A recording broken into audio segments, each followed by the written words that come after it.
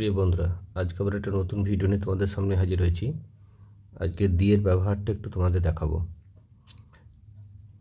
কারণ বাংলা থেকে ইংরেজিতে অনুবাদ করার সময় কি করে বুঝবো যে দি বসবে বা দা বসবে, টিএইচই, সেটার আবার ব্যবহার একটু তোমাদের দেখিয়ে দেবো।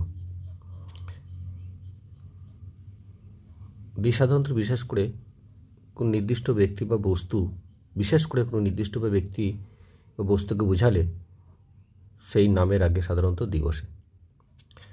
কিন্তু বাংলা যখন টি, টা, খানা, খানি, মানে বিশেষ করে টি, তারপরে টা, খানা, খানি ইত্যাদি যখন সেই নামের সঙ্গে যখন বিশেষ করে এগুলো টি, টা, খানা, খানি এই কথাগুলো যখন যোগ হবে, তখন সেই শব্দগুলোর আগে বা সেই নামের আগে দা বসবে। এখানে যদি আছে লাঠি টা, ট একা দিয়েছে, তাহলে কী হবে? টা দিয়ে আছে, তাহলে দা।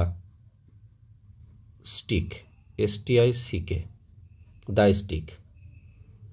ছেলেটি, দ্য বয়, বয় যদি হয় ছেলেটি, তাহলে দা বয়। ব্যাগটি, এখানে টি আছে, ব্যাগ মানে থলে বা ব্যাগ, থলে হবে, ব্যাগও হবে।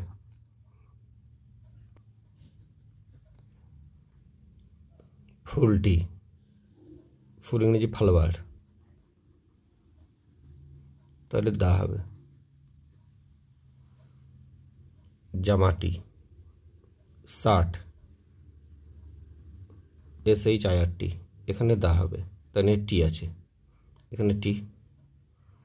বিড়ালটি, বিড়াল নিজে ক্যাট হবে, দা। কুকুরটি, ডগ, দা ডগ।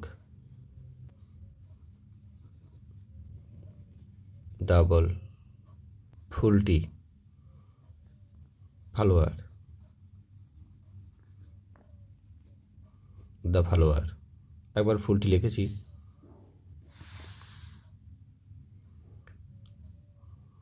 শিশুটি, শিশু চাইল্ড বা বেবি, দা। শহরটি, টাউন, দা।